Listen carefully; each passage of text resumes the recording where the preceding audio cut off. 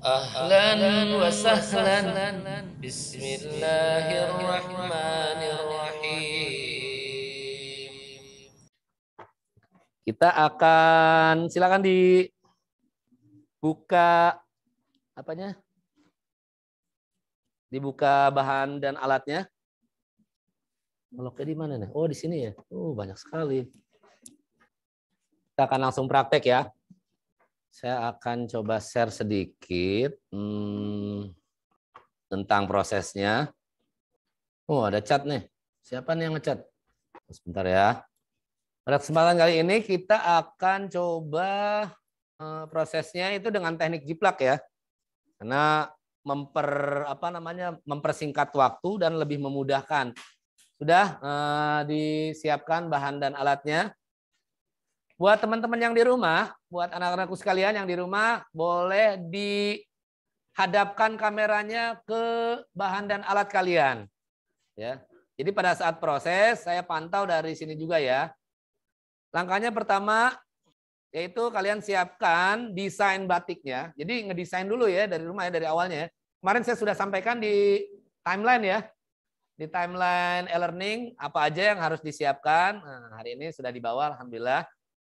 Silakan disiapkan print out atau desainnya, atau nggak harus print out ya. Kalau kamu bisa bikin karyanya sendiri, boleh silakan. Atau kalian tadi dijelaskan oleh siapa? Irfan, penggabungan teknologi apa? Seni dengan teknologi. Nah, boleh nih. Bagian dari teknologinya itu adalah kalau zaman dulu itu teknologi itu pakai canting, itu sebuah teknologi, dicap itu teknologi ya, karena berubah terus. Sekarang udah ada print out ya teknologinya. Langkah kedua, silakan rekatkan atau jepit desain batik kamu ya di atas papan jalan. Bawa papan jalannya, desainnya tempelin dulu ya supaya tidak bergerak ya. Dengan lakban atau penjepit, kalau di papan jalannya ada penjepit boleh langsung jepit.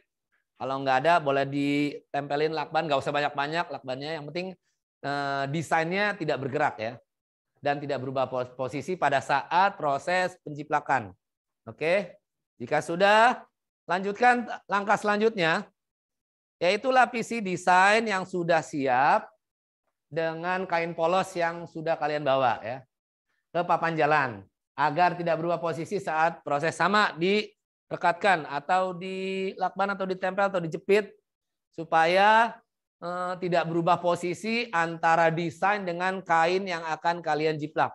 Tahap selanjutnya sudah ya. Tahap selanjutnya nanti akan muncul garis-garis yang kalian inginkan. Ya kan, kelihatan kan? Nah, dari situ silakan Reina di itu dulu ya, dijaga supaya nggak bergerak ya. Ini bisa diginiin nih. Maaf. Nah, dipres lagi, seperti ini. Dia lebih sedikit kemungkinan untuk bergerak ya. Selanjutnya kalian boleh ikuti garis-garis yang tembus. Nah, garis desain yang tembus, kamu kainnya mana? Kebalik posisinya. Nah, balik ke posisinya. Ini di bawah, ini di atas. Nah, gitu. Jadi posisi lapisan, layernya papan jalan.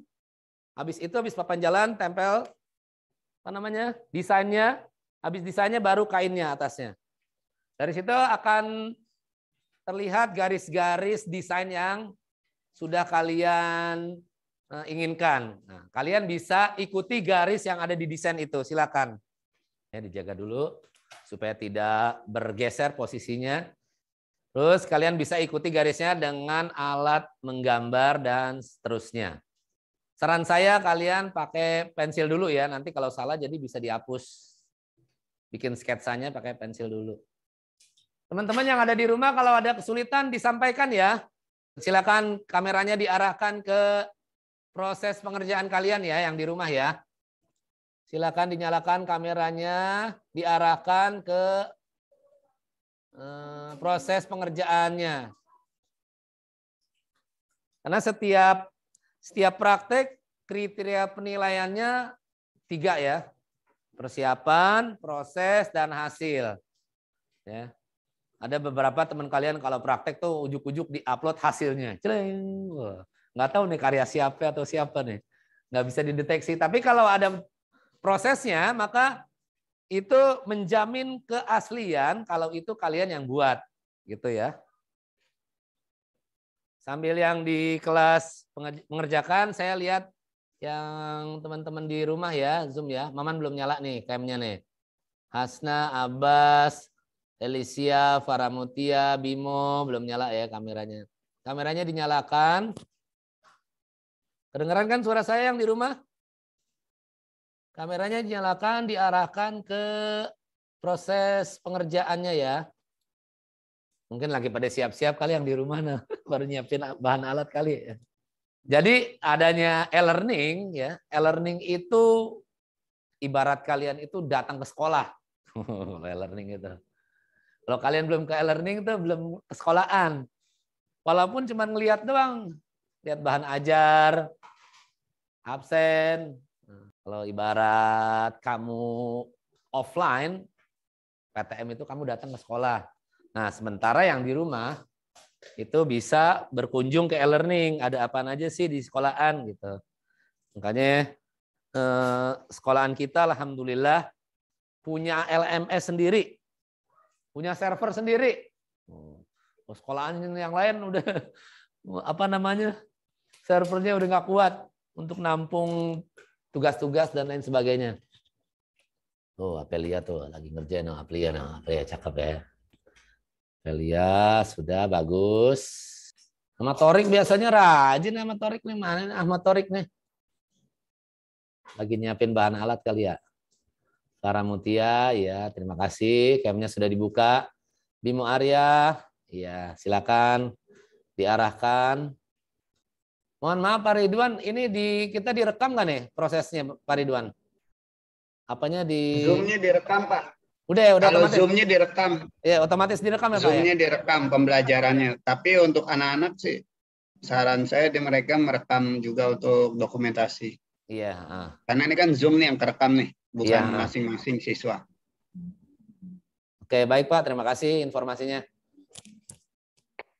Boleh kalian kalau proses-prosesnya boleh dipoto, nanti bisa dijadiin slide ya. Proses 1, proses 2, proses 3. Kalau kamera memorinya kuat, nggak apa-apa direkam, tapi kan kayaknya nggak bawa stand ya. Nah, saya nyediain stand cuma 1 doang.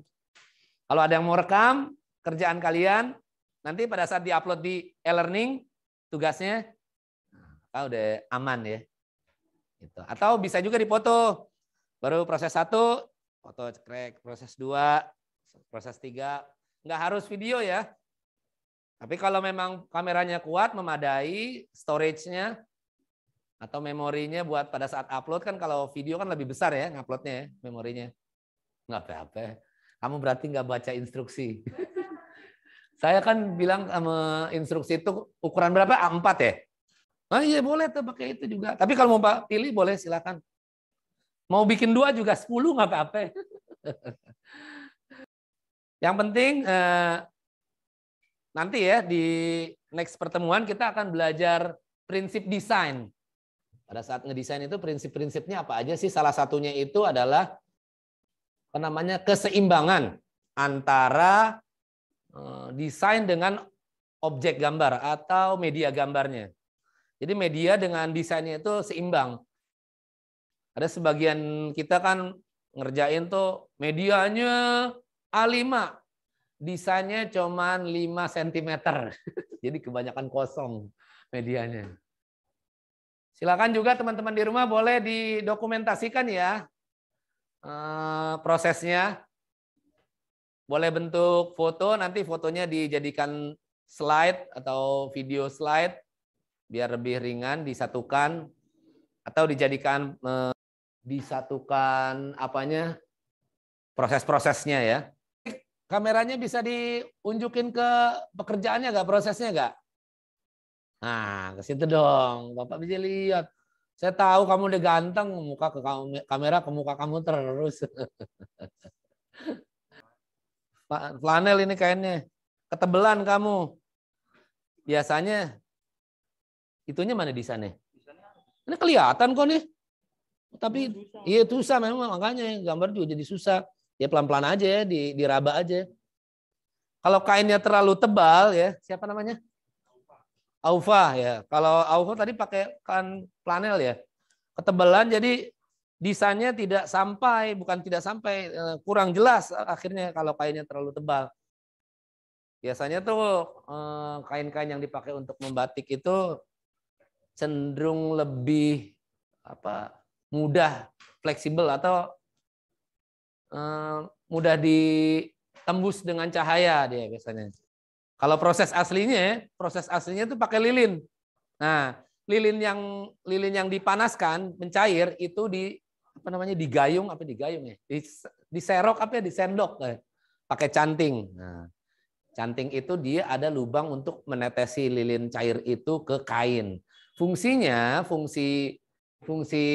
dari canting itu mengaliri lilin ke dalam kain supaya nanti membatasi bagian mana yang tidak terkena dengan proses pewarnaan, dibatasi oleh lilin. Karena lilin dengan air itu kan tidak bisa nyatu ya, lilin minyak ya. Setelah itu baru proses perontokan. Itu sudah banyak ya kalau informasi itu di internet ya. Kita mengambil nilai dengan keterbatasan, maka kita permudah proses kerjanya. Kalau ada kesulitan dikomunikasikan ya nak ya. Boleh dong, masa nggak boleh. Nah, yang nanti menggunakan selain akrilik catnya, saya sarankan kalian lapisi dengan boleh yang kalian semua buat alat dokumentasi ya, boleh ya. Antara desain dengan kain itu dipastikan tidak bergerak ya. Jadi kalau udah naik proses jiplaknya, jangan sampai bergerak. Kalau bergerak maka harus dikembalikan lagi ke posisinya. Pak, kalau desainnya udah semua itu diapain, Pak? Didokumentasikan tadi. Kamu didokumentasi belum? Udah kamu dokumentasi belum? Siapa yang nanya tadi? Apelia ya? Hah? Udah di foto. Ya, didokumentasikan proses-prosesnya. Jangan langsung hasil ya. Prosesnya di foto, nanti kamu boleh edit sebelum kamu upload di e-learning nanti ya. Prosesnya didokumentasikan. Sudah kalau Ayo, sudah semangat. Ya, kalau sudah hebat nih. Kalau sudah boleh kalian warnain ya. Kalau udah proses yang kita bicarakan ini sudah selesai, kalian bisa kalian warnai dengan cat akrilik. Apa namanya sih? Vernis. Vernis. Kalau yang tidak pakai akrilik juga bisa di vernis. Jadi nanti dia akan melindungi bagian warna yang. Nah, kalau pakai cat air itu, kamu pakai cat air ya? Iya, pakai cat air karena air itu ketika masuk ke bahan atau kain dia akan memudar deh, nyebar deh, meresap ke lapisan-lapisan kain yang lain. Makanya biasanya kalau pakai cat air itu prosesnya itu dililin dulu. Namanya dipikirnya dikasih lilin dulu deh supaya dia tertahan nggak kemana-mana yang meresapnya. Saya sarankan pakai akrilik ya, pakai cat airnya, atau mungkin nggak usah pakai air ya. Dia cat air langsung aja, catnya langsung supaya airnya tidak meresap ke kain atau bahasanya apa ya, membleber gitu ya. Nah, biasanya kan kalau kain kena air kan meresap kemana-mana ya. Nah, makanya kalau pun pakai ada kandungan airnya, maka dilapisi dengan lilin, dibatasi. Garis-garis itu dibatasi dengan lilin. Makanya prosesnya itu ada namanya disebut malam, kalau di lilin malam di proses membatik itu. Tidak terlalu banyak di airnya, jadi meresap. Ya, jangan terlalu banyak. Bilang dulu nggak usah pakai air juga nggak apa sih. Biar nggak boros catnya, hasilnya tidak maksimal. Maksudnya nanti airnya meresap ke lapisan kain yang lain. Ya, karena sifat air begitu.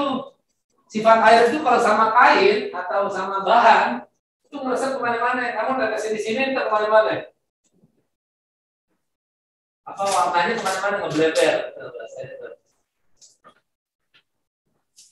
Karena tidak dibatasi dengan malam lilin cair itu. Nah, fungsinya canting itu membatasi cat untuk menyebar ke bagian yang tidak diinginkan. Itu dibatasi sama lilin malam cair itu pakai canting. Canting itu nanti isinya itu lilin yang dicairkan. Pak, kalau dia selesai, Coba boleh lihat. diwarnain ya? Iya, boleh diwarnain. Nak. Siapa yang nanya? Torik ya? Ya, boleh naik ke pewarnaan, Torik. Silakan Pak, diwarnai. Informasi untuk yang menggunakan cat air, saya sarankan tidak airnya atau airnya jangan terlalu banyak ya, supaya nanti pada saat kalian mewarnai, airnya tidak meresap ke bagian kain yang tidak diinginkan. Ya. Makanya kemarin saya sarankan pakai akrilik ya. Makanya dipatenkan dulu sebelum jiplak itu tidak bergerak. Pastikan tidak bergerak, kuat. Antara desain dengan kain tidak bergeser-geser posisinya. Hikmah yang diambil belajar membatik itu adalah kesabaran, ketelitian. Seniman tuh harus sabar. Seniman tuh nggak tergesa-gesa menjalani proses dalam berkarya. Oke, siap. Bagus. Lanjut ya. Camnya diarahkan ke itu dong. Ke meja kamu dong. Iya, terima kasih. Camnya arahkan ke proses pengerjaannya ya. Perlu yang harus digarisbawahi adalah pada saat proses pewarnaan ya. Jangan sampai garis yang diinginkan atau lekuk yang diinginkan itu menghilang karena pewarnaan. Gitu. Apalagi warnanya pakai cat air, ngebleber. Jadi nggak jelas nih sebenarnya lekuknya gimana sih nih. Karena keindahan batik itu terletak pada lekuknya. Ya, esensinya itu ada di lekuknya. Makanya kemarin di materi sebelumnya motif ragam hias dan garis lekuknya. Tuh apa esensi seninya tuh di situ ya. Di garis lekuknya. Jangan seperti apa kain direndam ngebleber nggak jelas ya. Hati-hati dalam pewarnaan bila menggunakan cat air. Esensi garis lekuknya diikhtiarkan jangan sampai hilang ya. Ini siapa nih bagus nih? Alicia bagus tuh. Selesai deh, habis. Udah habis ya. Maksudnya jamnya udah habis. Jamnya udah habis berarti kita akhiri, kita lanjutkan di rumah ya. Ya, karena waktunya nggak cukup. Ya Allah, praktek ini amat. Ya habis bagaimana ya kondisi begini ya kan. Makanya saya lebih suka menjadi di rumah. Tapi kita bisa lanjutkan atau yang punya kendala bisa diulang ya. Jadi bisa dievaluasi praktek pada hari ini. Nah, yang punya kendala nanti bisa diulang atau yang belum selesai bisa dilanjutkan. Ya, di rumah ya. Jangan lupa proses-prosesnya didokumentasikan. Nanti pada saat penguploadan tugas di e-learning ada prosesnya, nggak ujung-ujung hasil. Ya. Oke, untuk ya teman-teman yang ada di Zoom ya di rumah, silakan dilanjutkan. Jangan lupa didokumentasikan terus prosesnya. Ya, nanti kalau sudah selesai penguploadannya tetap harus ada persiapan, proses dan hasil. Jangan ujuk-ujuk hasil ya. Terima kasih. Mari kita akhiri. Wassallallahu ala nabiyyina Muhammad wa ala alihi wasallam. Alhamdulillahirabbil alamin. Subhanakallahumma wa bihamdika asyhadu an la ilaha illa anta astaghfiruka wa atubu ilaik. Nanallahu wa ikum ajma'in. Assalamualaikum warahmatullahi wabarakatuh. Waalaikumsalam warahmatullahi wabarakatuh. Batik adalah karya seni asli dari Indonesia. Oh, mohon maaf ya baru dibaca ya. Pak saya izin live baterai saya. Oke. Saya tutup ya Zoom-nya ya.